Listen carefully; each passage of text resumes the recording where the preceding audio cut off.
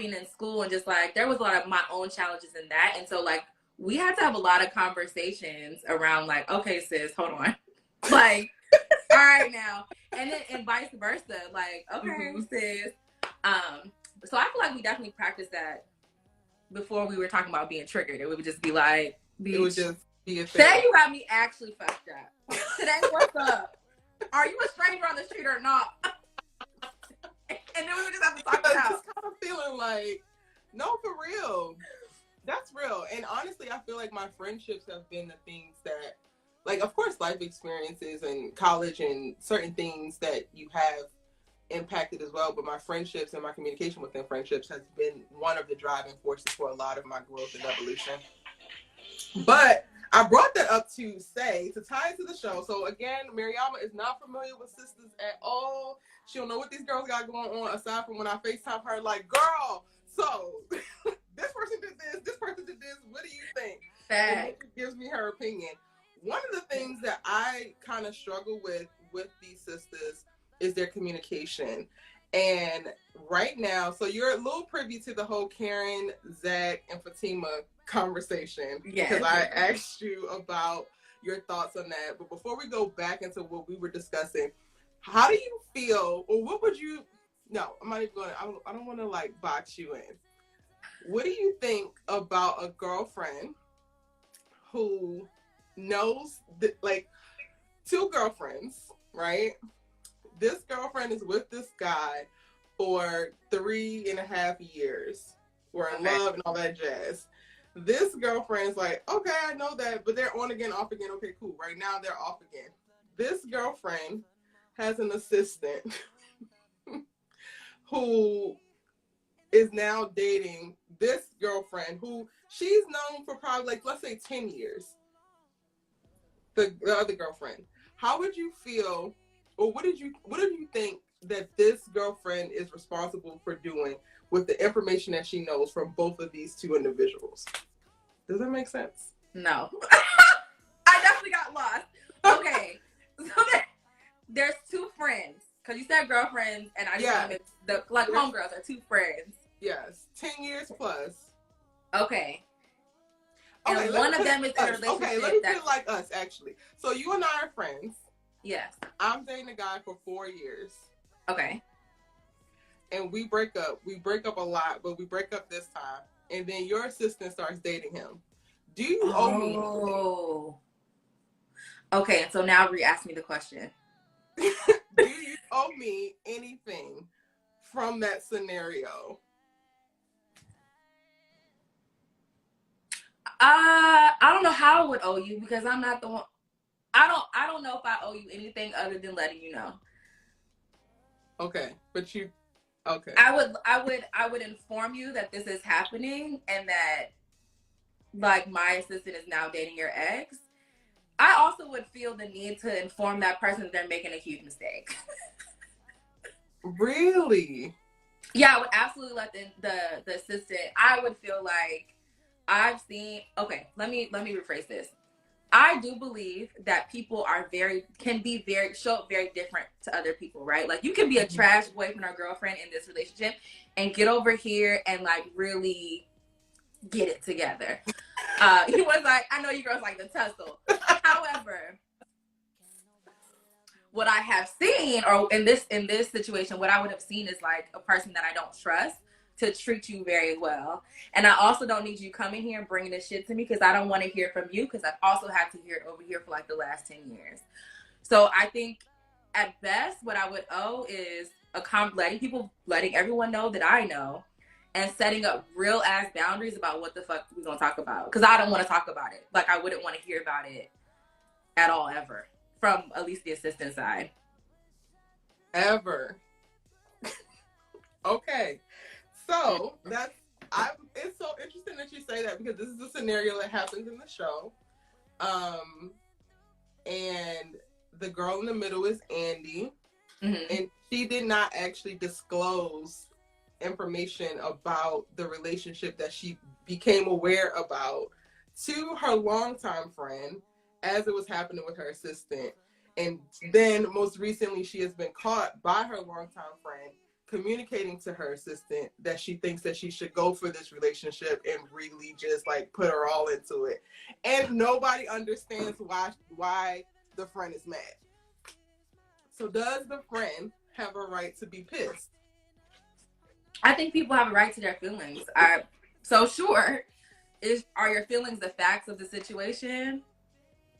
Maybe not. I mean, like, I don't. Would you be pissed if it was you? If you were the friend, would you be pissed? I find value in information. Would I be pissed? I don't know if I'd be pissed. I would be uncomfortable. Because I'd be like, why did you feel like you shouldn't have told me that? Because this is the person that's actually close to you. This is the person you pay. This is the person that works with you. And you have intimate knowledge about their boyfriend.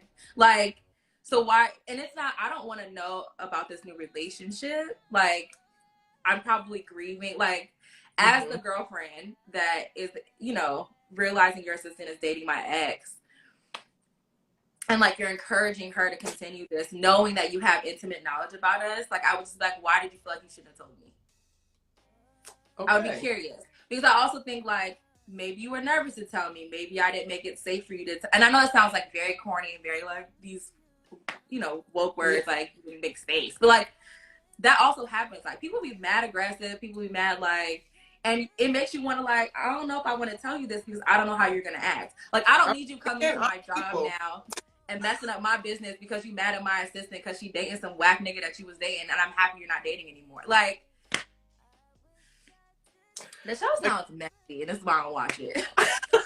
Get him. Again, I am people.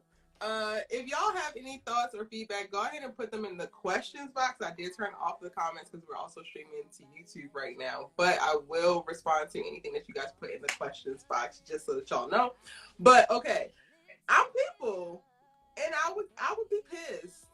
I would, because I feel like part of the job of us as friends is to like look out for one another and to take care of one another, and part of that to me includes some level of responsibility, like not to necessarily say that I'm entitled to your protection, but some level of responsibility of like helping you curb your feelings. If I know that he's falling in love with this girl and she's falling in love with him, so much so that I'm going to say, y'all need to go ahead and make this happen. But I have not talked to my friend of 10 years about this. And I know that my friend is just like, we might just get back together.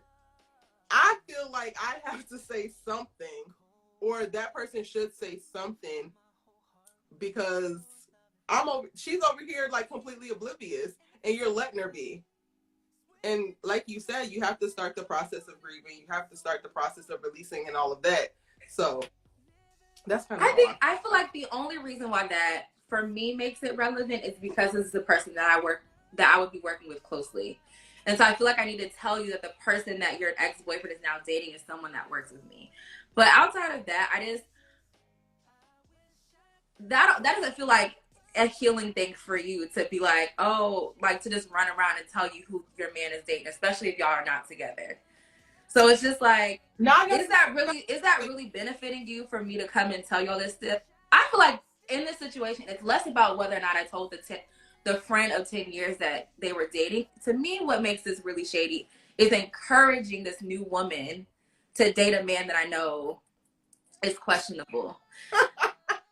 Like, to me, I'm like, that sounds like a messy bitch, because are you trying to ruin this girl's life too? Like, I don't, like, what is he doing so differently with her that makes you feel like you're leading her, like, you know what I mean? You're leading her somewhere. As the friend, you already know this nigga's garbage. You already know that this man is no good. So I don't need to tell you that. If anything, but I'm telling you hot tea, like he about to go and ruin somebody else's life. I do think that you need to, okay, so specifically with their situation, like now that there's this big bomb has dropped and all these things come up, it's like, you just need to move on. But you could have helped her start to move on if you weren't just sitting listening to her talk about how we're probably going to get back together and just saying, yeah, while you knew that this thing was happening over here because this girl is telling you all of those things. Like, that's the part where I feel like, okay, you need to help me, like, ground myself in some reality, sis, because if we have done this dance, you have been in shit, and you are now cultivating this whole other thing that looks completely different and is actually stable and real over here. And then your goofy ass is coming back to me, just sitting here listening to me as we have our dinners or whatever. I feel like that's putting a lot of expectation in your friend to save you from some stuff. Sorry, what were you? I'm so sorry to interrupt you. What were you saying? Like, I don't think I could, as a friend, I don't think I could just sit up with, if I have certain information, I can't just sit and look at you, even if I want to, like, not hurt you, even if I want to, like, protect your feelings in that way. If I know for a fact, and this was very clear, like, it was super clear as this thing was progressing. So the fact that there were multiple moments where there was actually nothing said until now, where all this emotional tension and stuff has blown up, and it's like, you just need to move on. Oh, now I need to just move on, but you could have told me and started to, like, help me step down off of this platform, but now you just want to push me. And that's kind of what it feels like, or what it looks like to me. But okay, at some point, it's just you as a friend. I agree with you, right? Like, providing some knowledge is me providing knowledge simply so that you're not angry with me. I'm not actually providing, if this was me, I would not be providing this knowledge to you to help you move on, because I know you're not going to. You're the friend that keeps going back to the man that keeps treating you like dirt. There's nothing else that I can say. I'm not trying to save you from something that you're continuously doing to yourself, because I feel like that happens. Friends are always trying to talk you off the ledge. You're going to do what you want to do, and you've already proven that. After the third breakup, I'm leaving it to God. I'm leaving him to give you a vision that you can do better. That is no longer not my ministry. I will listen to you and I will give you what I can, but the expectation that, like, I'm going to help you not go back to something you continuously do, that's a you thing, and I want you to work that out in therapy. That's how I would feel about it. Me telling you would be like, hey, I'm letting you know that he is dating someone I work with. Matter of fact, my employee. Because, like, I don't need to invite you to, like, let's say I'm an event planner, right? And so I invite you to an event and she invite, you know, like, you don't want to, I would not want to be in the middle of, like, you figuring this out in that kind of way. Like, I just, you know what I mean? Mm-hmm. Or it comes up at I invite her to lunch and you, like, I don't know. I just, like, imagine it being very messy when it unfolds. I would literally just be providing knowledge so I don't have to deal with that. I mean, I guess I would take that, because that's, at the end of the day, we both arrive at the same place. Yeah. Staying quiet is the part that I'm just like, I got beef with you about. Okay, so I kind of previewed you to what is actually happening. We talked about Karen on this show, and you have very strong feelings about her seeking closure in this follow-up conversation, and I have very strong feelings about it. Can you give me can you tell everybody what your general thoughts are around closure and the closure conversation?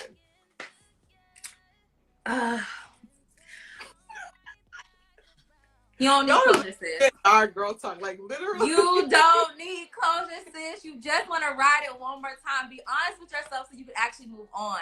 Like, here's the thing. I believe in conversation, and I understand, because I have been here, wanting to say the thing. Like, there are things that we're closing this relationship, and there are things that I want to tell you. There are things that I feel like I need to say. To me, that may be closure, for, if you will, but I do feel like there's, usually when people are talking closure, it's like, I have a hope that there's something that I can say to convince this person to change their mind. There is something that I'm hoping that I can say to get what I want. Like, closure never quite means I just want to say the things that I want to say and that's it. At least in my experience. So I'm just like, no. When somebody talking about, I need closure, it's closed. He dumped you. It's closed. He called you a raggedy bitch. It's closed. He's been ignoring your calls. It's closed. It's closed. There's no more closure than what that man said or that girl said. You're trying to save something. That's how I feel about it. I feel like I just said that 4 different ways. So yeah, I don't, and it's not a judgment thing, right? Like, I have definitely wanted closure. And again, when I get that closure, I left with what I wanted. And it wasn't the conversation that I went in there for. Like, I know where I went. And half the time, I be feeling like, when I'm saying closure, yes, it's usually like I have things that I want to say. What I don't take into account for is the response to that. So even sometimes where I'm going in to say these things, the reaction may not be the way that I envisioned it. The you know, like, there's just so many things that you can't account for that completely throw off, I feel like, your mental goal. And then, you know, sometimes you just be leaving looking crazy, and then when you got in there, not at my big age. I'm done with closure. You said what you said. I just. And the crazy thing is like, I actually understood it, but we, like I said, y'all are literally listening to our, like, real life girlfriend talks. And I was like, I understand the closure conversation. I understand wanting to get some shit off your chest, or, you know, just trying to have clear communication, because so often in relationships, we talk around the thing, but we don't actually say the thing. And I always equate the closure conversation is like, this is my chance to say the fucking thing. Like, yeah. And on the show, a lot of people were up in arms because Karen is asking for this closure conversation after Zach already created a moment where he told her that he was going to take his chances with this new girl and move forward in this way. And I really understood Karen's point of view in that which is also you're not gonna be like, yeah, because you're not going for closure conversations, period. But when I looked at that, I saw him being able to get everything off his chest. Like, in that moment, he told her that he loved her. He told her he would always love her. He told her he was thankful. He gave her money for all of the years of support and all of the things that he did. Like, he basically had this culmination of all the things of, like, I'm gonna pay you back because I know I've been ain't shit. And he also communicated to her some of the shortcomings that she had in a relationship with him and how she could have been better with him. And then capped it off with saying he's going to move on. And she just really sat and listened. She kind of took it in. So when she was calling afterwards, like, she didn't really get to say much because she was really absorbing it. When she was calling to, like, I need to talk to you, I'm like, yeah, because you were sitting quiet and you were supposed to say some stuff in that conversation that you didn't say. But then also piggybacking off of that kind of spiraled within the show into a moment of, like, he was avoiding her, and then she was, like, not letting it go. And she was kind of starting to get obsessive about, like, he won't call me back. And she's, like, popping up at his job, and she's doing all of these things. My question, especially after seeing tonight's episode, which, again, if y'all are just popping on, Mariama has not seen the show. She's just speaking from real life experience and her experiences.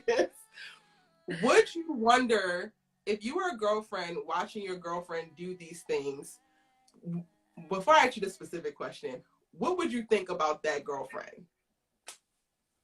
The girlfriend that's popping up at the job to get closure? Yeah. Well, popping up the period. Like, as things are, like, progressing, what would your thought process be? Let him go. In this case, that man looked her in the face, said he was garbage. So to me, it's like, most of us, like, want somebody to be accountable for the things that they did or how they showed up in that relationship, right? Most of us don't get that, particularly when you're on the receiving end of people's mess. Hallelujah. Right? So she got the acknowledgement that she needed, right? The verification, whatever the right word is for that, of just, like, the validation of him not showing up properly in our relationship. She was returned the money, right? That I'm assuming she invested in that relationship, and he was like, here's the money back. And also, here's some ways that I hope that you can be better in your future relationships. Thank you for everything you've done. I'm ready to move on. And homie is actually trying to move on, from what I understand. Closed. Literally, that is closure. Okay. This is not, like, everything that she did thereafter made her look crazy. Why are you showing up at somebody's job who said they didn't want you? They done paid you back. They done apologized. They like, what are we doing here? We're giving now you're toxic.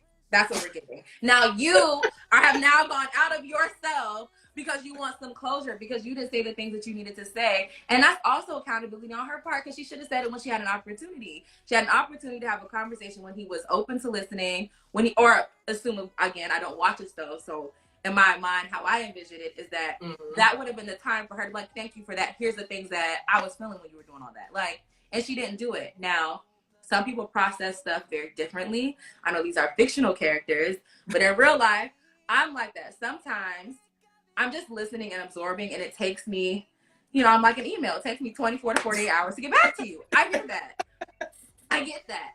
But if she was the one specifically who had asked for that conversation, then she should have had her notes ready. No, she didn't. He popped up. Okay. I was, because like she should have had her notes prepared for that conversation specific if she had asked for it. But yeah, I wouldn't be, the question was, how would I feel about the homegirl? I don't know if I would have any other feelings besides, you now look crazy, and I want you to stop doing that so that I don't have to see you go viral because you are being recorded popping up at somebody's job. You know, I have a fear of going viral. I never want to go viral. It's not, oh God, don't let me go viral. So like, I would just be like, what are we doing? Right. And how is this serving you? And I think like, what is the purpose of that in conversation? What are we doing? That was just like, homie, what are we doing? Okay, I want to take a side step before I come back to my follow-up question for this. Okay. How would you describe me to the audience as a friend? Like, what kind of friend? That is so left field. It is, but I need to say it to like, I'm about to trap you, I think. Oh no. Oh no. Are you gonna snatch my edges? Okay. No. How would I describe you as a friend? I think that you are an excellent listener. I think that so I don't know if I'm gonna answer it the right way. I'm just gonna answer how I feel it. Yeah. So one thing that I value about our friendship is that you're super loving. I think even when we are at odds and at different opinions, I always feel loved at the end of the conversation. Even when like it's not like great, like even if it's like I have to like leave this space, I never not feel loved. And for me, that's super important because that means I can trust you even when I'm messing up, right? Like our friendship doesn't look like abandonment, and I have also like just other things going on. And so like abandonment for me is very big, like people not just leaving me because it's the easier choice. And so I just value that in you. I think that you're super loving, you're super genuine, you're super kind. I love your communication. Like I like you're insightful, you're thoughtful, you're always like, you know, always here. I'm like, Erica, I got nothing left for you, bitch. I don't even know how many other worlds you could spend this conversation. But it's something that I value, right? That I know that like our conversations are rarely surface. Like, yeah, we may call each other and like co-work in silence and that surface, but like our conversations are in depth and they're honest and they're real. Again, even when we're not on the same page. But that is also very helpful to me too, because then it's like, oh, it's a perspective I didn't think of. I can take it to the, all those little things. I love being your friend. I feel very grateful to be your friend. I feel very honored that that we've been friends for 12 years. Like a lot of people cannot say that. Like, like I have more than 5 people in my life I've had for over a decade. And so that just like, I appreciate that you're one of those people that are just like here, right? And like, everything that you bring to that, you bring yourself, and like it's just amazing. You're very dope. You're the reason I got my business name. It's been great. I did not do that so that she could give me flowers, but by golly, Miss Molly, I'm gonna take them. Yeah, that's what I don't know if I'm gonna answer it right, but like that's just the way I can answer it. I appreciate that. You are also a phenomenal friend. You are a friend that pushes me. You push, like you see my strengths, but you also see my weaknesses, and you push me to evolve. You push me to surrender sometimes. You push me to relax. You push me to rest. You push me to fully see myself. The rest. And it's go take that nap. Full to have. But I actually, for the one thing I was trying to see if you were going to say in reference when you were saying, like, I go there and I think about things kind of really intently and I feel things really deeply. One of the things that came up for me in watching the show tonight is, yes, you can say your friend is acting crazy, but if it's out of character, then are we wondering what's going on with our friend at what point? Because that's the one thing that I have not seen in this whole season. And even in this whole episode, specifically with Karen and her whole Zach moment of like, yeah, she randomly decided that or it appears to be, that she randomly decided that she couldn't let this stuff go. She's trying to have conversations with him. She's trying to track him down. She's telling everybody, including him, I'm trying to let you go. I'm trying to not think about you. I'm trying to not do this. Like, I'm literally doing the best that I can. And all everybody has to say is, girl, you just need to move on. And I'm wondering, at what point, as a friend, do you wonder if there's something else there? And I do think that you and I are those type of friends. So where it's like, you'll see your friend making a mistake or doing something, but if it becomes something that's out of character, if it's something left field, then it's just like, oh wait, red flag. Yeah. And it might not be something that you respond to immediately, but it's definitely something that raises an eyebrow. And I don't feel like that happened with these sisters, and I got a problem with it. What are your thoughts on that in reference to like understand or seeing unorthodox behavior from a friend? Yeah, that's very interesting because I have a new lived experience with a friend where I just wasn't as attentive to like different behavior, if you will, or like maybe, yeah, like a different feeling, different behavior. And I think it's a fair question, but we're also human, and we're also like in a reality, we're also human. We're also dealing with our own things. We're also not, like some shit just ain't personal. And like, so what I'm seeing is your displayed behavior, and while it is odd, when do we pause it and be like, let me actually communicate what I'm feeling? And like, because you take the guesswork out for the friend.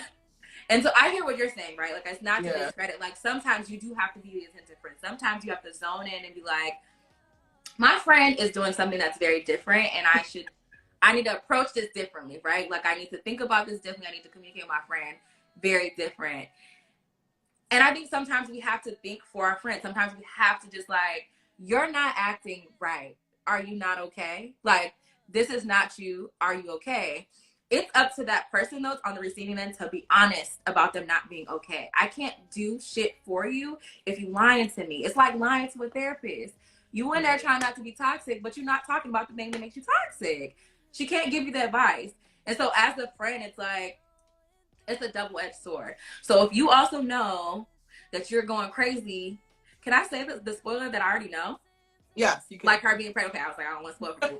So like her being pregnant, it's probably, as you like you had told me before, like that's part of why she's probably being crazy. But that's like something you tell the friends, right? It's like, that's a big thing. Not if it's you were pregnant by the ex that everybody and yourself knows is trash and has supposedly moved on. I feel like I get her taking a few days, because also Tyler Perry don't do a damn good job of keeping track of his time now. We're giving him some kind of leeway because it's actually only been about maybe a week and a half, but we're going to act like it's been about 4. Yeah.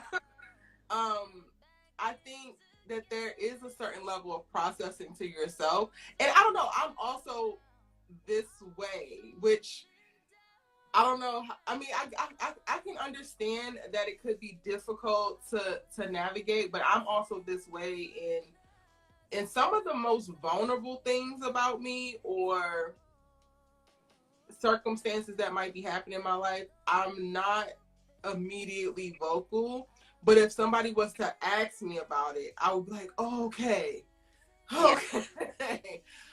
And that's what we kind of saw in tonight's episode. None of her friends have asked her yet, so none of her friends still don't know.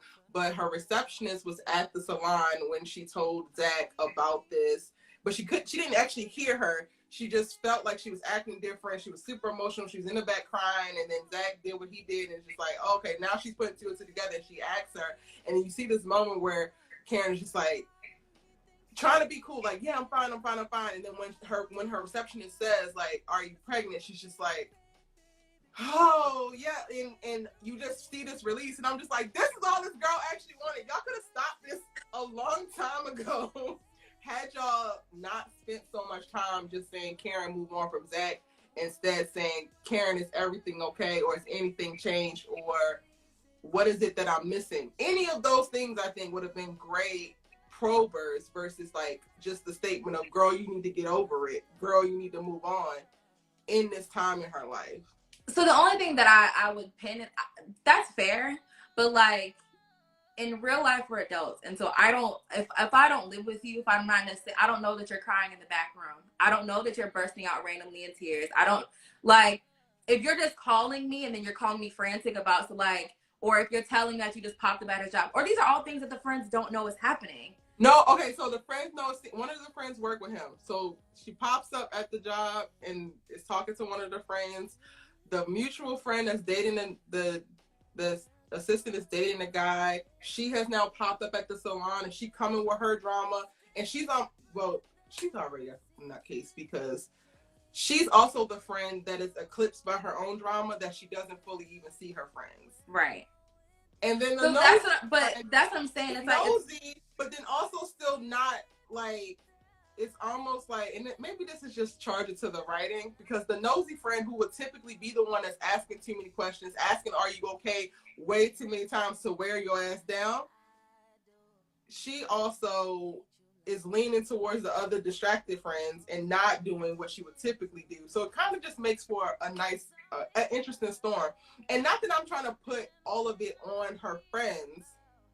I just don't like the narrative of like, she's crazy all of a sudden. It's like, no, she's not crazy. She's alone, trying to get over an ex, got a new man that's applying pressure, like real mature, marry me pressure, trying to deal with her feelings around that, is pregnant, and then also struggling with her raggedy friends who got all of their dumb stuff going on. So it's a lot. And I think that it's just so interesting to me, the response that I'm seeing in media specifically to this character, because it just feels so lack of empathy for this type of person. And I know all of y'all been doing it. I know that y'all been hurt before. I know that you have felt it. So like the way that we not gonna drag, I called you first off and I was like, looky here, I've been caring. I feel, well, I ain't never been quite as far into this character's journey as she is right now. But I have definitely been, and even that, like, I cannot recall a time. Have I ever popped up anybody's job? I don't think I've ever popped up anybody's job. But like, I have been in a situation where I want closure, or I want the final conversation, where I'm not acting normal and all these other things. And I don't think that automatically, sure, it doesn't mean that she automatically should be written off as some crazy person, but it doesn't remove her from her crazy behavior. She is still acting crazy, right? Both things can be true at the same time. Like, you could need someone to see you and like really try to figure out what's going on with you, and you can also just be acting crazy. And yes. And I'm so glad that like both things can exist really at the same time. I want to sneak this in because I'm glad that you worded it that way. Yes, she can be crazy. Like, these things can be mutually, like, they aren't mutually exclusive. Right. But her crazy can be okay and justified. Like, I don't know if I was like healed from certain times, but I've done some done some stuff, and it might not have been the smart thing to do. It might not have been the most legal thing to do, but guess what? I was leading with my heart, and that's what I wanted to do. And if it's on my chest, I'm gonna get it off me, okay? Like, I want to see, and I think that that's the power in like our television and our film, to really set the tone in reference to like humanizing some of these decisions that we're making, because I'm not even saying that you gotta make all the right decisions. Right. Karen went and cussed Fatima out. I was like, girl, you don't never talk to her. Like, you have nothing to say to this girl. I can tell her that, like, I don't have a problem with saying that. I definitely think that she should have read Andi, because she's the mutual friend that was playing both sides and being weird. Why you being weird to me? Why we have 2 years in the game. But I would love to see people be a little bit more empathetic.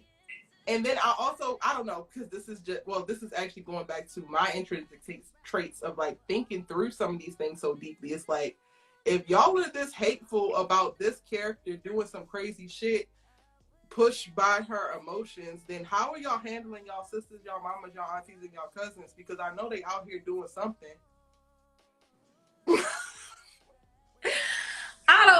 Showing up for these people and helping them heal, and like showing them love in some of their most vulnerable, lonely moments. Because like, when I think back on some of the times that I was doing dumb or my friends, I have friends who took my, like, we did some dumb like popping up on well, I'm queen of the pop-up anyway. I'm a pop up on a boyfriend. I'm gonna pop up on a family member. I'm queen of the pop-up. You ignoring me and we're in the same city? What's up? I ain't got that. Just... I ain't got that in me. Bless your heart. Yeah, I ain't got that in me. I don't know. To me, what I think we can give empathy and we can ask the questions, but again, where are you with your level of communication? Like, if you are a person who takes some days, then do your process in private. I also feel like we can, like, it's easy to be like, oh, I don't want to tell you what's going on right now because I'm still trying to figure it out. But that's contradicting when your actions are so public. If you're popping up on this person at their job, and I'm the friend at the job, I didn't realize you were about to pop up. You weren't like, bitch, do you see? Like, you didn't even, hey, is he there? Oh, no, she did. Okay, I didn't tell you Okay. that. She called her friend and asked if old boy was there. But then even that's roping. Did she like, I'm about to come, or she just asked and then? This isn't the friend. Okay, so this is why it's super messy. So the one friend with the assistant is a lawyer. The other friend works at the airport with the boy.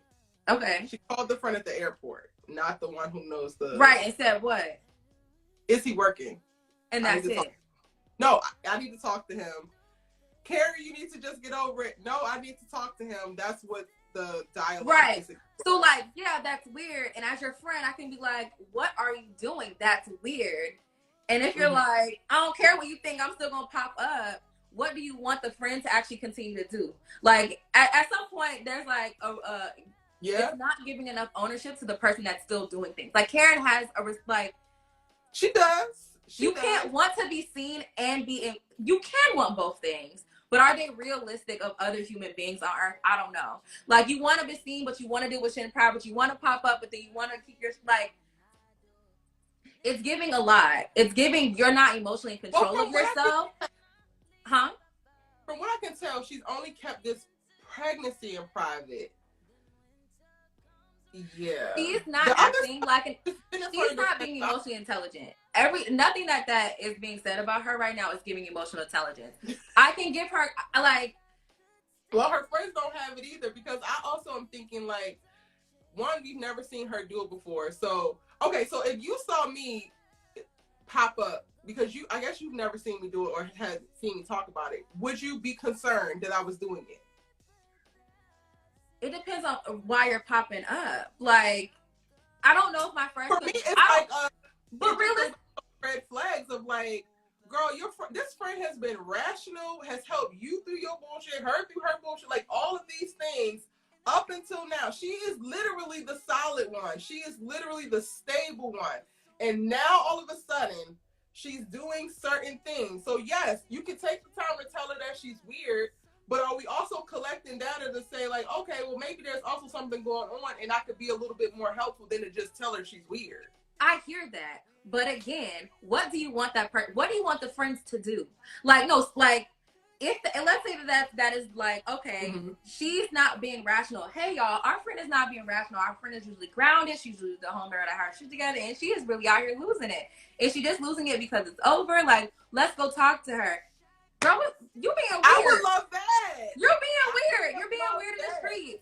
But what would Karen's character actually do? Would she have taken the pause and been like, oh, like? I think so. I don't know. I don't know if I would have loved if her friends did that because to me they were giving people who don't know her and were judging her versus being her friend and being like, all right, bitch, you done did this, you done did this, you done did this. What is really going on? Yeah, I don't know. I don't know if that's true. I don't really know if that's realistic. Not because listen, you get quite a few. I'm gonna use you as an example, real quick, like a broad example. Mariama needs her space sometimes. Mariama don't want to be bothered sometimes.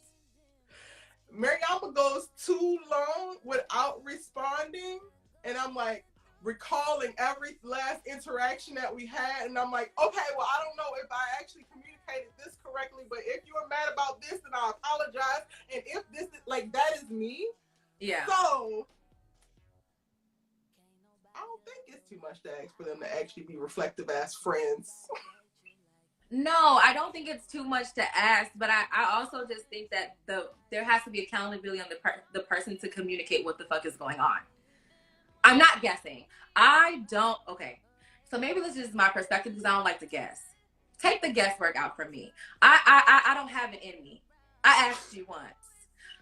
I asked you, and you said nothing. Matter of fact, you just kept going on your tangent about why you needed, like, I don't know. Like, I don't want to have to guess what's wrong with you. If I ask and you tell me you're fine, I'm gonna believe you. Like, particularly if we've been friends. Like no, we're gonna keep going. We've been friends for 10 years. Now we don't talk about everything. You don't help me off my ledge. You know that I'm not judging you for the most part. You know, I mean, like, we're humans, judges happen. But for the most part, I'm not judging you. I'm not about to be like blah blah blah. If I ask you what's wrong and you lie to me, bitch, I have nothing for you. I'm not about to sit here and be like, okay, so you're saying you're okay, but I know you're. When you're ready to talk to me, come holler at me. Single time that happens, but I am saying at pivotal moments where there are major character shifts. And I'm actually going to call you on this because I went through something very, very traumatic 2 years ago. And you were right there with me every step of the damn way. And I don't even remember half the shit I was saying, but it wasn't. Because you never lied to me. You literally like, I'm not okay. I know what you're talking about. And you literally told me I'm not okay. Those were your words. And I was like, okay. And I'm just going to be here for whatever you need. Whatever you need, just let me know. But you were very clear. And you didn't always know what you needed. You didn't always know how it was going to come out. You didn't know when that shit was going to show up. Sometimes it would be in the middle. Like, you know, and then I'm not going to tell it all. But, like, there are specific times where I'm like, okay, sis, you've crossed a threshold where I see this is giving something else. Get your ass up. Right? Go get your ass a hot bath. Come lay the fuck down. Close the computer. You can't work 72 hours and not sleep. Like, this is you not processing grief. Right? Like, or whatever. So, yeah, there'll be times where I was like, I see you and I know it's not okay. But it's literally because you started off with, I'm not okay. And I feel like that's what I'm saying. Like, Karen, has she ever told her friends that she's not, I am literally not okay right now? And then they watched her unloose her, like. But she told the other guy that, and now I'm like, God damn it! Why didn't she tell her friends that? Because she told the guy that's interested in her, she actually communicated to him that she's not okay. And to your point around him, look at how much he's showing up for her. Because now it's not about. I don't know. I'm not watching the show, so I don't know. But it seems like his care is a lot less to do about his romantic interest in her and, like, she's a human being who's not doing okay. And so because I care about her, I'm just going to show up even though this is not what I would ideally like. This is what I'm saying about responsibility of communicating. And you don't have to have a lot of words. More recently, my feelings were definitely deeply hurt by somebody. And usually, prior to me, would be enraged. I'd be blocking and deleting and all this other stuff. And I was like, I don't want to feel like that because it's not actually what I feel. I'm not okay. If somebody asked me how I was feeling, I'm not okay. Like, I actually don't feel great. I don't like, and what's funny about that is people don't know how to deal with people who are honest about saying they're not okay. That's another thing. Because when you say you're not okay, you can see it in people's faces, like, and it's like, I'm not okay, but I don't want to talk about it. I'm admitting that I'm not okay, but I don't want to sit and have a debrief. I'm not okay, but, like, I don't really know how to feel. Like, all those things. And people don't always know how to deal with that. So that's a fair reason to also not want to tell people you're okay. But I think it's important to say that when you aren't. Because I think it helps people know how to, like, at least attempt to be supportive. I cannot support you if I don't know anything. If I don't know what you're feeling. If I don't know what you're going through. Just as simple, I'm not okay. Well, at least be like, okay, I'm going to pay a little bit more attention and I will, you know, maybe I'll ask this way. Maybe I'll send some flowers one day. Maybe I'll be like, hey, girl, you want to go dance? Like, you know, depending on the friend. But I cannot do that if you're not honest with me as a friend. So I'm not watching the show. So this is more of us in real life versus, like, how I'm seeing this show go. Just to be very clear. Like, no, but and this is also why I wanted to talk to you, because a lot of people don't get, when I'm watching the show, I'm looking at it like real life. Like, this is art imitating life to me. And that's why when I speak about certain things, I'm speaking from my perspective, my lived experiences, what I have learned, what I have maybe not have learned just yet, because I'm still running around going to get closure conversations if anybody's son do some silly shit. right there, like, you don't need a damn closure. But that's gonna be me. So like I said, I'm so glad that I have you here, and I literally have been talking to her for like weeks, y'all. Like, we need to go live because nobody is talking like this. And I be trying to hide. I be like, I don't want to go live.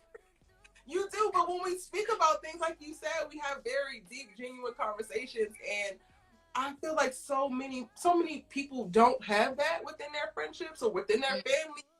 I know I didn't grow up with it, like, not any shade or anything to my family or, you know, how I grew up, but we just didn't talk. Like, hey, how you doing? We get together, we will laugh and kiki, but when there was something that's deeply hurting us or affecting us or shifting our whole world and our perspective and our views on life, you don't talk about that shit. Like, you right. figure it out. Right. Like, you don't talk about it. So to be in my adult life and feel very supported in that, I could call you and literally be like, girl, I think I want to move to Idaho and just farm because my life is over. And Idaho. That would have, I'd be like, no place cold.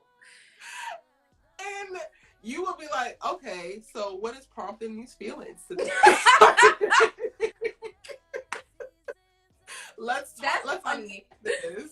Not what's prompting those feelings. That is me. I literally be like, no, it's not right. Right. So I thoroughly enjoyed that.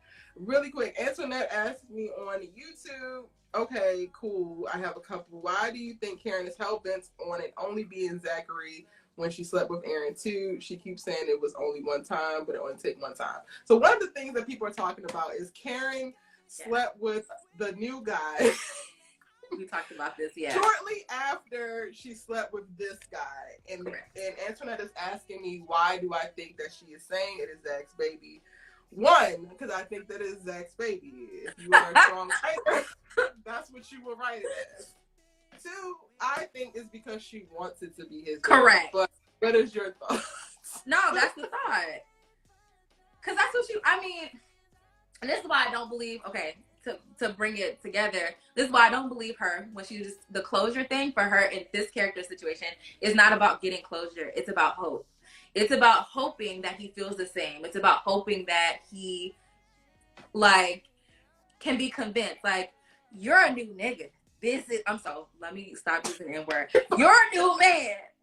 Let me get that, right? I dealt with you as this other thing, and I want to reap the benefits of seeing you like this. And I hope that you can, that you want that with me. To me, this is all about just the hope of the life that she had saw for herself before they ended. I don't think she actually wants anything to close. I think she wants it back.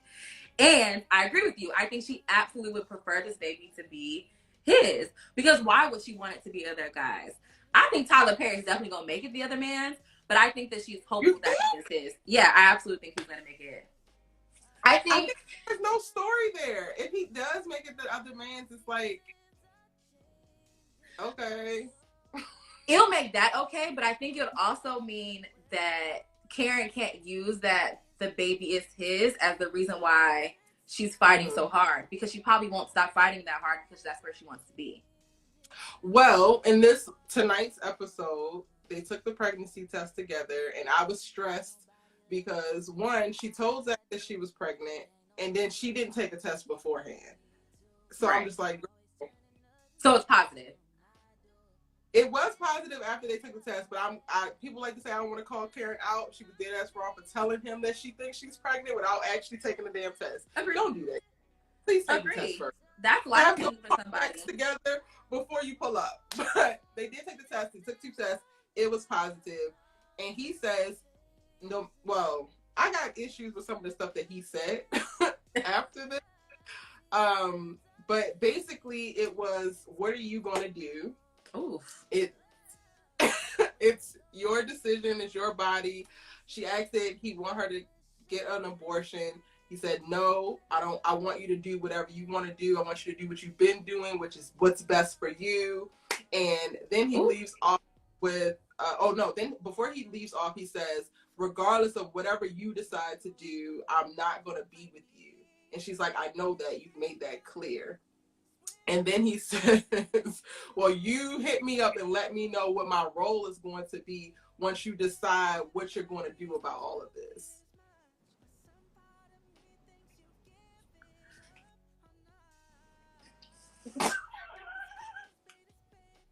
Women be asking for men to be very clear. Well, he was very clear.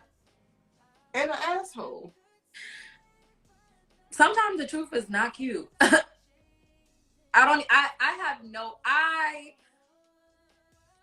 He was giving a little bit of cop out for me, like, it's your body, your choice. That is, and that's true, right? Like, that's a lot of what this stuff is. There, you know, it is our bodies.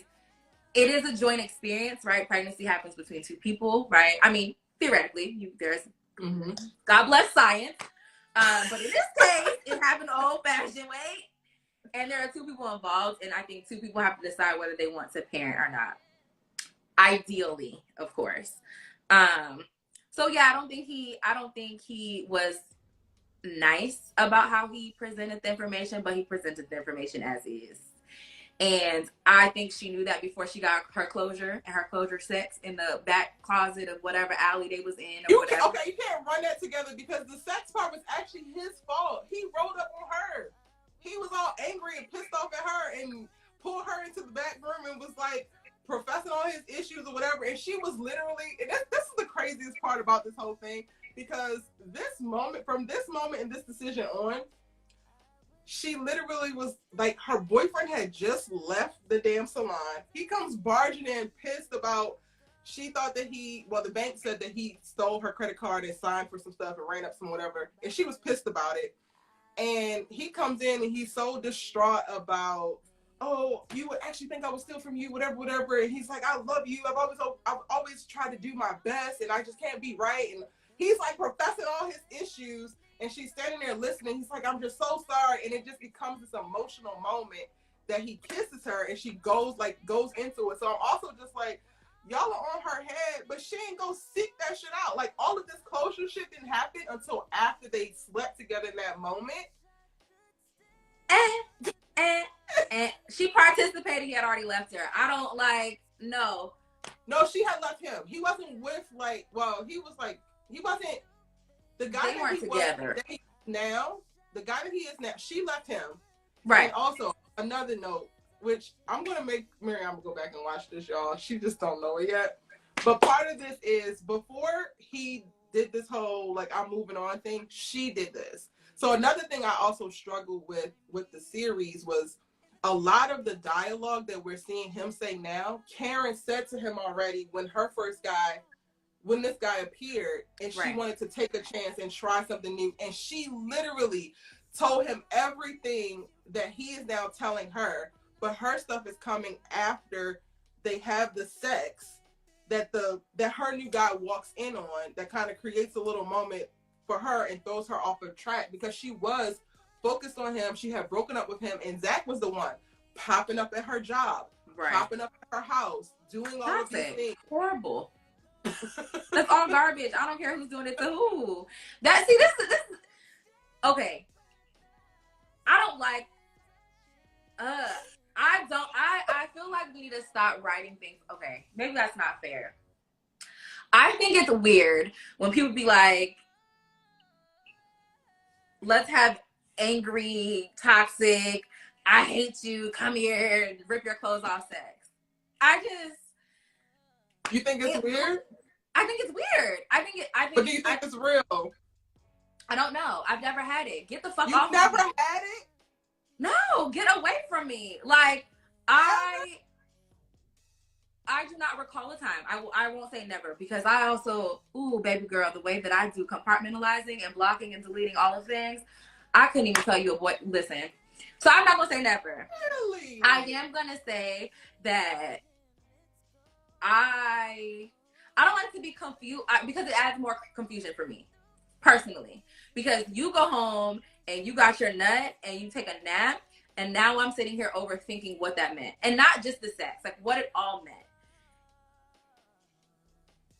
I can't do that. I'm an overthinker, and I cannot do that to myself. So I don't like it. You're angry and you mad, and I don't even know if you stole this stuff from me, but I'm supposed to.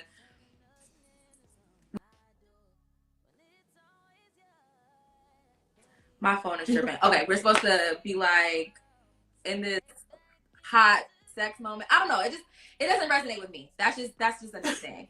I think it's weird. And now look at her ass.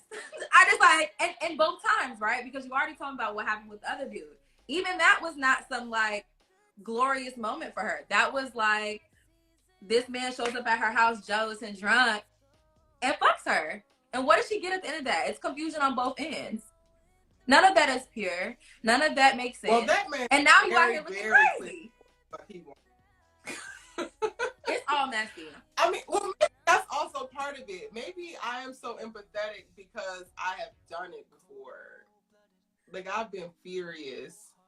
Like, furious. And it's happened. So. That's just the flesh calling child. I be to my head. I don't think so. Because I'm also not that way. Like, I am not a, like. I mean, I guess with my person I am, though. So maybe you are right about the flesh calling. I'm not, like, an overly sexual, like, I need sex type of person. Right. Unless it's, like, my person. I don't know. For me, I really resonated with, in the moment that this happened, I completely understood it because not only was that like one of, I feel like the first moments that he was very genuine and like almost like rock bottom of like, yo, I really need, like, he felt almost desperate for her to believe at least this baseline of that he wouldn't be this. Like, he knows that he's done X, Y, and Z, but this would just never happen. So there is some type of like floor to where he would take this in reference to the toxicity of it all. And then I don't know, maybe I'm also weak for a black man that's gonna cry because he was crying, he was deeply feeling things, I deeply feel things. And I think in that moment, it's like, okay, maybe you can forgive him. And for me, in my experience, that's what happened. It was like the moment within that I felt like, okay, I can forgive you. That's when the fucking floodgates and things happen the way they happen. So, but that's not, I don't feel like that's the way to seal off forgiveness. Forgiveness is not you coming in here. It's not the like logical way. I'm just saying how I feel like it happened. Like, because I went from, specifically for me, I went from just being furious and like, I want to fight you because I get, like, I want to be physical, but I also don't want to obviously fight you and go to prison. I get it. I think that's passion, and I think that's a different release. But in their, I mean, in their case, it just made them both cheaters. It made them like saying all the things I wanted you to say. You're basically like groveling, and you're talking about you're gonna do better. It's almost like, what am I still mad about? Like, and then you already have this physical energy that you're trying to like, so. I hear it, and nothing came of it. It's not even that you lean in. Like, it's not even, I literally, when I tell you, I really relate to that scene because I did not initiate it, but I also, like, did not feel power to be able to be like, no, this is stupid. It's just like, no. I hear that, and also look at where they are. Like, it just, you got nothing. You get nothing from that. Like, I'm not saying that you are wrong. Those are your thoughts and feelings, and I get that, and you've had that lived experience and like that not crime of passion, but that like heat of passion, and like it's an energy exchange, right? Like, this is something that we've exchanged before. They have a history. Like, it's not like this frustration with a stranger. I get like the concept. I don't like it because of literally what they're going through. Maybe less the pregnancy. Yes, it definitely leads to confusion. It leads to... But go to boxing class. Get off of, like, it's you know, I'm over here itching my neck. Like, the concept of it, I ain't with it. Like, it confuses things. That does not make it better because, again, now she's in a position where she still didn't get to say anything. So he came in, yelled at her, said all the things he wanted to say, and then stuck his tongue down her throat, fucked her, and now he's sitting here talking about whatever you do, decided, but I ain't gonna be with you at the end of it. She got nothing. He literally keeps getting everything, and she keeps sitting there confused, and that's like not accepting the decision she's making every time. Empathy is one thing. It is like, sis, I get that. Empathy and holding somebody accountable don't have to be separate things.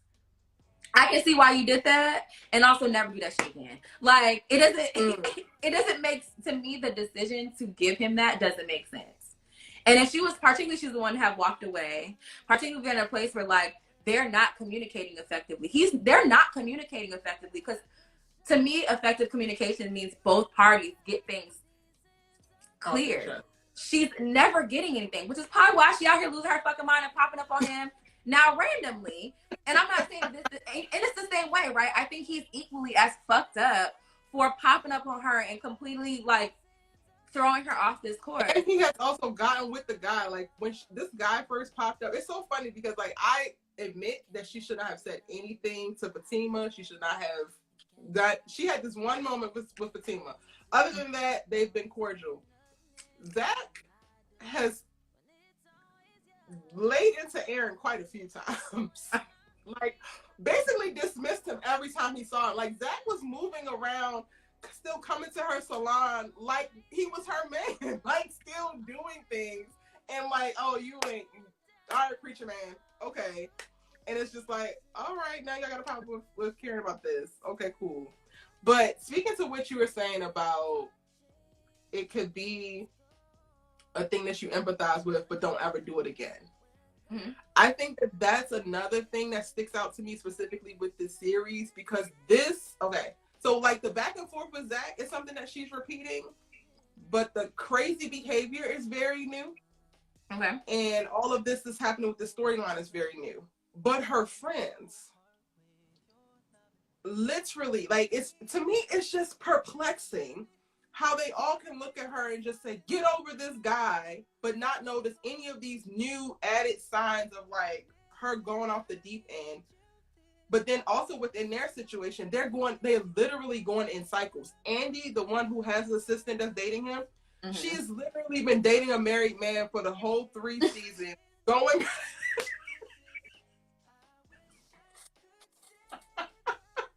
Girl, you don't make me mess up my filter. What?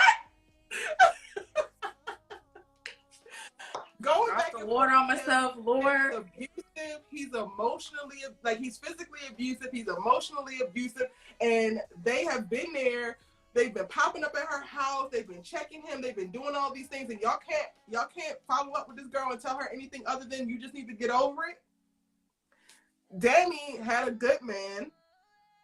And he moved in. She's like, okay, you can move in. He paid all her bills and is doing all and wants to take care of her and all of this kind of stuff. And this is something that she always wanted. Then all of a sudden wakes up one day and says, I don't want you here. You're cramping my style. This nigga's cooking dinner every night and, like, rubbing her feet and loving on her. And she's literally the prototype of self-sabotage. And then she starts the cycle of, you're not here. Why aren't you here? Why aren't you calling me? But then tells him, you're calling me too much. You're here too much. Like, literally. So for anybody, I feel like she has been, aside from the on again, off again, specifically with Zach, that has been her repeatable trait. But all of the things that are like red flags right now that people are dubbing her as toxic for are new things. Meanwhile, her 3 friends have been going in a toxic cycle with the same guys doing these same things. Like, Gary is still married, Andi. Are they? So is no one calling them toxic too? Like, they're just kind of like, oh, they're just living their life? Or are people like, all these bitches are out of their fucking mind? For the most part, Karen is the one that need to get kicked out of the friend group. Karen is the one who has the big problem. Karen has been deranged from this. Like, Karen is the issue, and I'm just like, how? Which I can't wait for you to watch the series, because I want to know how your opinions change from you not just getting this play-by-play from me. Oh, wait, I have some... Oh, no. Antoinette, another question. Why do you think Sabrina needs to take a pill to be with Calvin now? I'm confused why she wouldn't just let him go at this point, find someone else. That's a whole other conversation. Oh, Sabrina is the third friend who is dating a guy that she thinks is gay, and she's very highly influenced by the opinions of others. So every time that she goes and tells her friend something new that she discovers, like, he wears panties, he likes to be pegged with, he likes that whole thing, but only from women. Is this the guy that, like, wanted booty play or something? He wants a strap on from a Correct. woman, yes. And he has, like, a bunch of things, but he is adamant about the fact that he is straight. And she's going in the cycle of like on again, off again. I don't want them. I do want them. I don't want them. I do want them. All the while they're given not sexually compatible. And Antoinette is asking, why do I think? In this episode, she asked, or she said that she was going to need a pill to be with him. She took, what did she take? What is the thing that like, volume? What does volume do? What do you mean? The pill volume, it's like, is Make it like Molly? I think I have volume no makes idea. you relax. So she took volume Maybe. tonight in the hopes of like not worrying or feeling away about his sexual preferences and trying to move forward in this relationship. So Antoinette, your answer to your question for me is I don't know why she don't just let this relationship go if she's uncomfortable with what he prefers sexually. It's stupid. It's giving dumb to me, and their whole storyline is dragging along, and it doesn't actually make any sense. Because if a young man approaches me tomorrow and says that that's what he wants, I'm gonna say, well, I am not the one for you, but I really hope you find the one.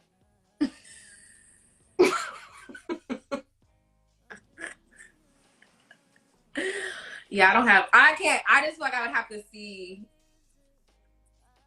I don't know. I wouldn't have an answer for that because I don't watch the show. At least in that regard. Like, I don't really. Yeah. I do think it's like a sexual compatibility, Antoinette. And I don't know why she won't let it go. Maybe, I don't know. These women, okay, so I guess what also strikes me as weird, and I will be honest about that. These women are 35 and 36 at this age, and some of the stuff that they're doing, like this Karen stuff, I was doing this at 23, 24, 25. I'm not doing it now. I would definitely, like, while I empathize because I've been there, I would probably not even be in the relationship type of relationship that she had with Zach at this point because I don't stand for certain things. It's just like, it's a no for me. Yeah. But yeah, let's actually talk a little bit about that. How has your perceptions of romantic relationships or how you navigate romantic relationships changed as you've gotten older and gained more experience and had more of them? You go first. Well, one, I'm not having them now, so I don't think I can actually speak to it. I only have theory right now because I'm single as a dollar bill. I think specifically, like, no, where Daddy, she's single, y'all. Specifically where I'm at in this space, because this space is much different than even the space that I was in 6 months ago. Yeah. I feel a lot more confident when it comes to like the idea of dating now, but I'm confident in like, I know what I'm going to deal with and what I'm not. Like, I know what I'm very clear on what I want and what I don't want. One of the non-negotiables for me is effort. The moment that you start this thing off and you are lazy, goodbye. Like, we don't have anything to talk about. And it feels really empowering to just decide some things within myself and not feel like I'm at the whim of the other sex of like, I have to take whatever you give me. Correct. So that's kind of where I have gotten to as I have grown. I think in high school, as well as going into my 20s, a lot in my 20s, I settled and I compromised a lot in places that I really didn't need to compromise just for the sake of like maintaining love or keeping love. I definitely was in love a few times. But even in that, there's only a certain level of compromise. Like, there is no amount of compromise that should change who you are. There's no amount of compromise that should push you to deviate from you being a better person or any of those things. And I have been in situations that has put me in those places. And now I know I won't ever go down that road again. Those are good. Man. Wait, ask the question one more time to make sure. What have you learned, or how do you navigate romantic relationships now versus how you have in your 20s or earlier on in your dating history? Yeah, a lot has changed. I think a lot has changed. I think a lot of times, and even up until maybe 2 years ago, it sounds corny, but I think I dated what I thought I deserved. And I dated people at the level that I was at, but not who I wanted to be. And those people never elevated me to be who I wanted to be. And I felt like that's the level in which the relationship I can handle, and or just like,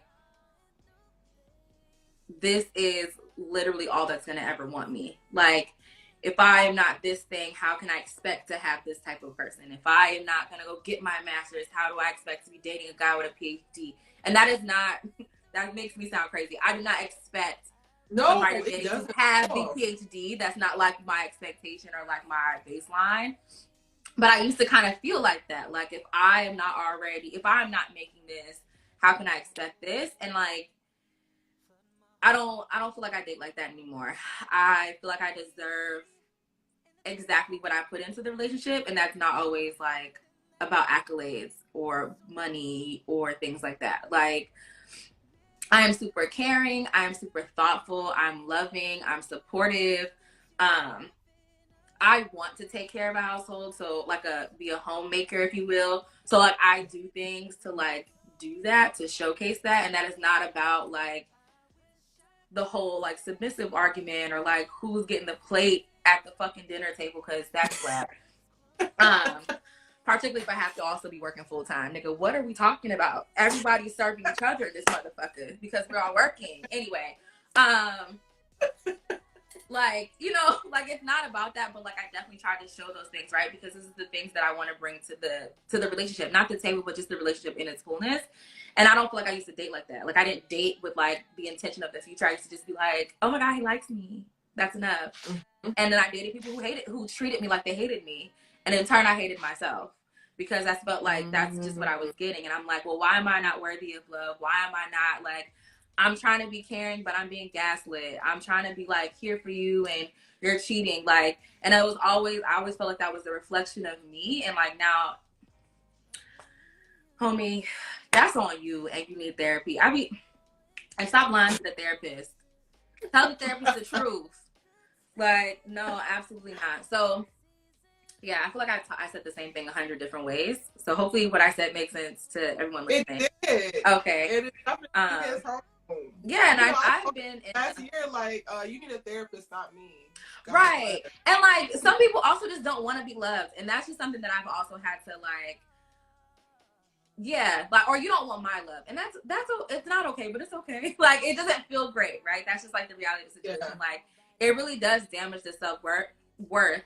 And after my last relationship, I took a real just like, okay, let me also practice what I preach. Let me go to a therapist. Let me tell the therapist how this is actually making me feel, so that she can help me get to the root of like some things, right? Of like, what am I reflecting? And even that, like, I was dating people who had things about me that I didn't like about myself, and they were consistently reflected in our relationship.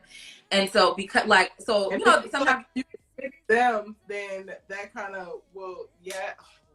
So then I would be like upset about these things, but they were also things that I was doing in a way. So like, I don't really like confrontation. I don't like to argue. I prefer to have a conversation. I mean, sometimes, like, I didn't always used to be that. I'm not like be dramatic. But I genuinely, I don't like. I'm a finisher though. Don't start no shit with me, because do not start shit with me, because I'm gonna finish it. And it's not gonna be cute when I'm done. And so I would date people who would get me there. I would absolutely date people who just like, and I'm like, I don't want to be angry. I would like to be gentle. I would actually like to be soft. I would like to think about this and have a conversation. I actually don't want to get here. And back in the day, my easy go-to was anger. I knew how to do angry very, very well. And so I felt like I dated people who wanted me to be angry. Even when I was like, I don't want to argue with you, and they just like consistently push. And I felt like I had to challenge myself. Like, so then why, if you don't want to be angry, why do you get angry? Like, I'm a human being. I'm going to get angry. But you get what I mean? Like, yeah, but why are you interacting with people who are getting that out of you, or putting you in situations for that to be the baseline of your Yeah. And then I'm seeing that in them, right? Like, this is the thing that I don't like about myself. I don't like that I'm choosing anger. I don't like that I'm actually very deeply sad, but what you're going to see is me hollering. I'm very hurt, but what you're going to see me is calling you a bitch act. You know, like, all these things. Yeah. And, like, it's not an actual reflection of what I feel inside, which is, like, how we were talking about earlier. Like, I'm actually just not okay. Y'all, I'm all right. I mean, like, there was a time where I would just be like, I'm not okay. Yeah. Yeah. And so what I did differently, and I'll end it here, is like one thing that I did differently in this new relationship that I'm in is it's the most peaceful outside of one other relationship, my high school sweetheart, who is now like engaged and in love and like deserves all the happiness he's getting. He was a wonderful boyfriend, and he definitely was a good stepping stone for me. That I just did not follow through. Like, follow him along. I went toxic after that. But needless to say, this new relationship that I'm in has definitely been one of the most peaceful, like, even in disagreements. I'm like, this is exactly what I've always wanted. And I think it's because I show up differently. I show up how I want to show up. Where I'm just like, you know, I know that you're upset and I hear you, but you're carrying a tone that doesn't sit well with me. And I want us to have an actual conversation. And then it de-escalates. Like, I'm dating someone who's a reflection of the person I want to be. And he's not a shouter. He's not like, and he gets upset. Okay, he's a Scorpio. Man, it's crazy.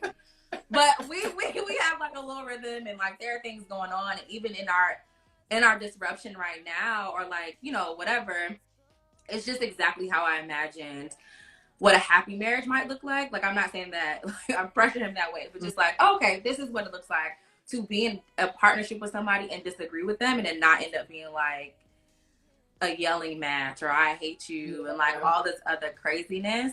So I feel like all of that has just completely changed. And like, to be honest, like even dating a man with money has just, men, in my experience, when they don't have money, when they don't have stability, a job, or something that makes them feel grounded or passionate about, or all these other things, they're really fucking weird. And it really becomes, why are you being weird to me? I asked you for a free picnic at the park because that is my vibe. And you sitting here talking about what money you don't have. I didn't ask you about your money. And so dating someone who is more stable was something that was really important to me, which I never felt worthy of having. Date somebody that's grounded. I'm not saying money is everything. I'm not like trying to run up his credit card. But I'm just saying, he don't be weird. You have no idea how you just taught me this alley-oop. And I love you, Fran, because you literally just gave me the alley-oop for this fucking segue, and it's going to be Go great. for it.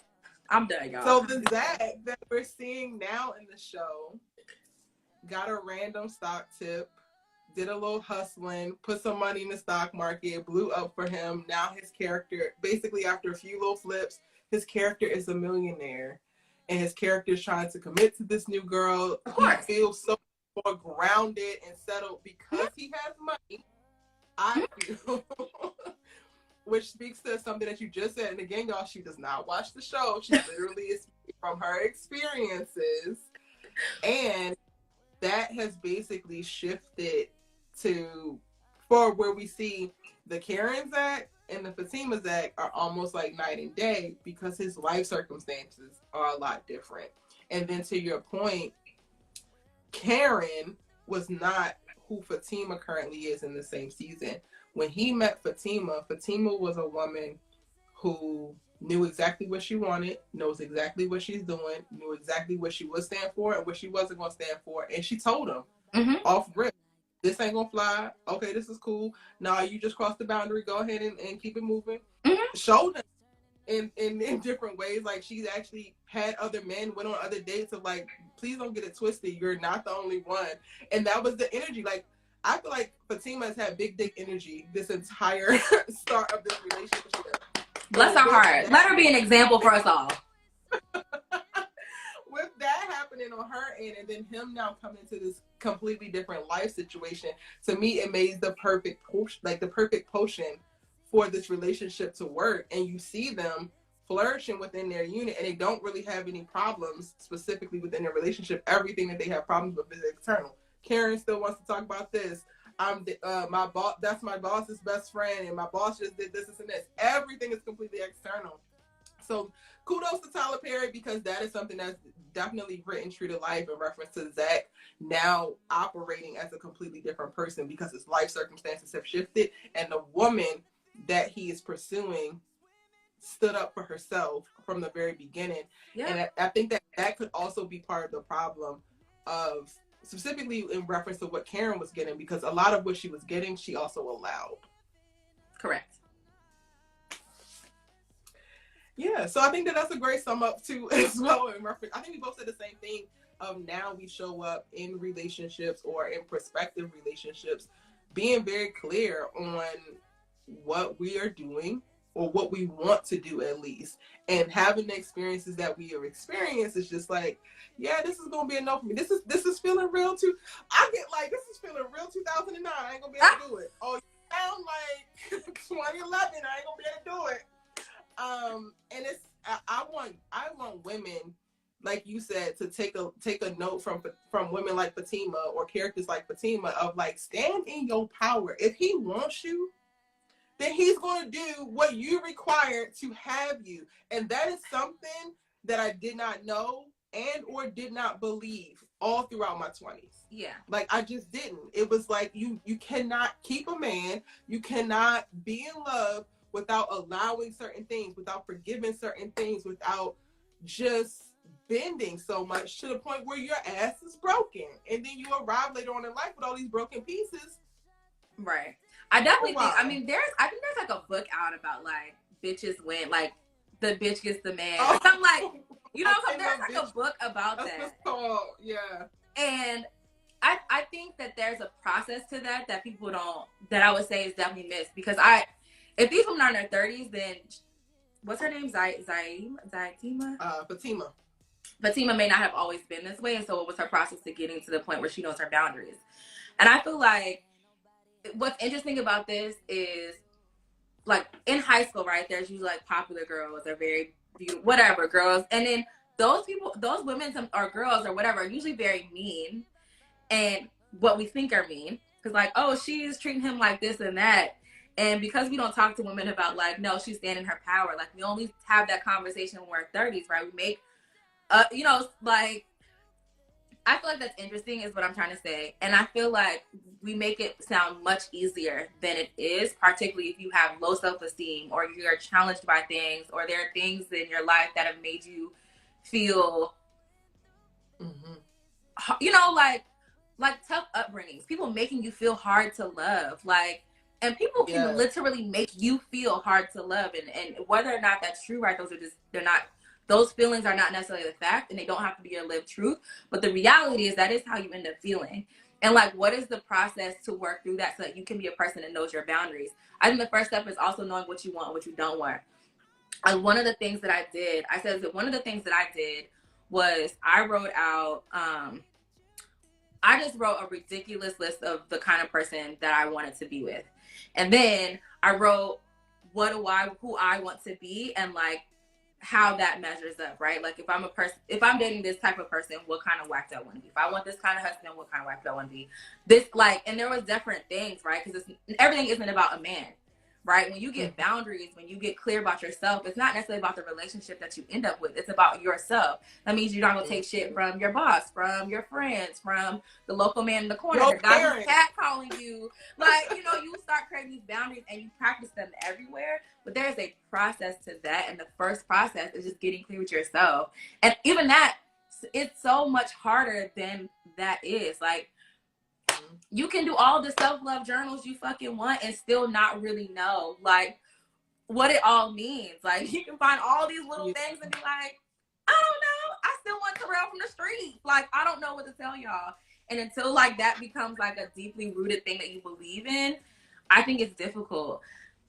And people, you know, people gaslight you. Like, there's all kinds of things that happen, I think, to get you to the point where you're like, enough is enough.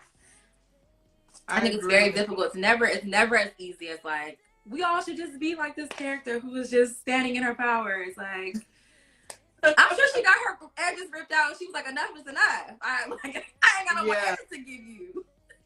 I agree. And I think that is also the thing that's like the connective tissue that's tying me to Karen and why I'm so empathetic, because I'm also looking at her like, this is all of the stuff that's going to inform her 4 years from now.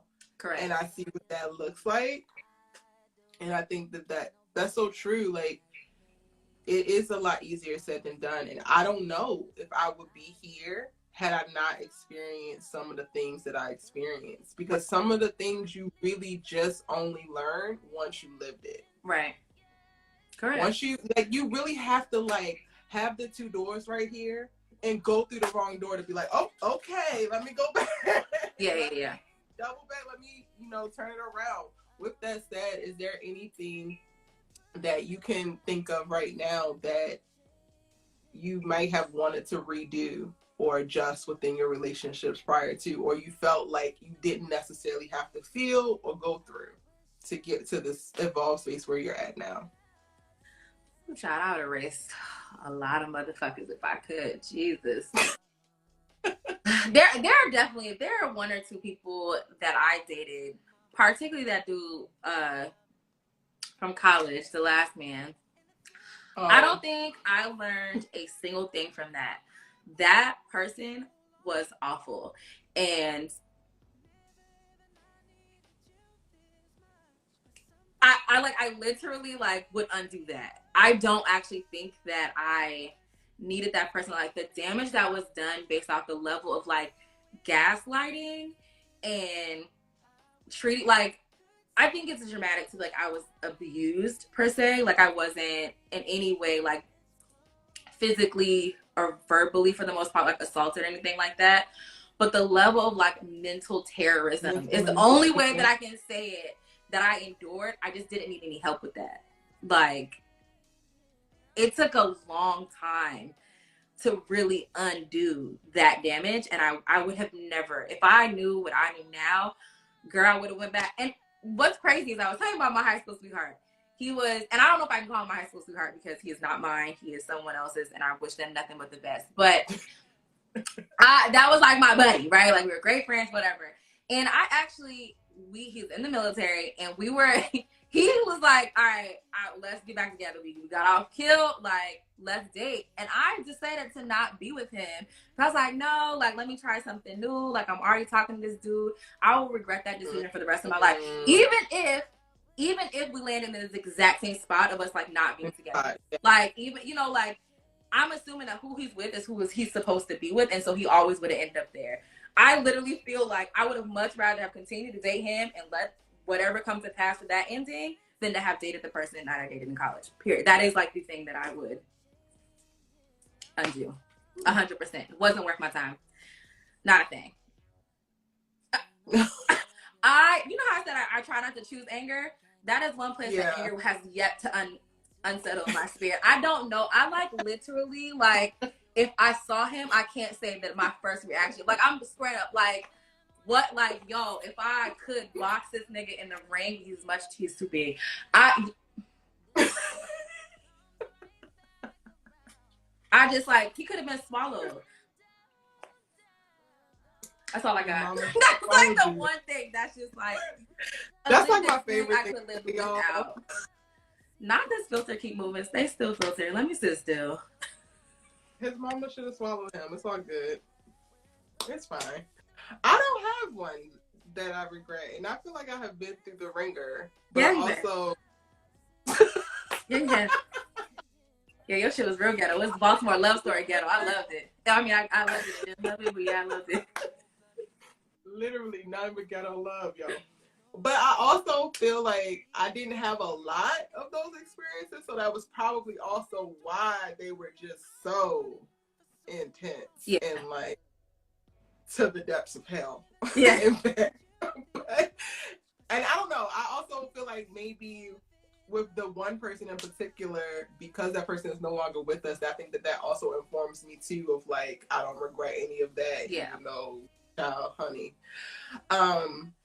But I do agree to your point. It takes a long time, and going back just to summarize and speak about the things that you have to unlearn, and growing up in environments where you feel like you're hard to love. I think, and this is something that I think we've recently talked about this, but I'm a person who, within all of my relationships, not just romantic ones, I feel like I have to add value to be valued. Ooh. I have to be actively providing value.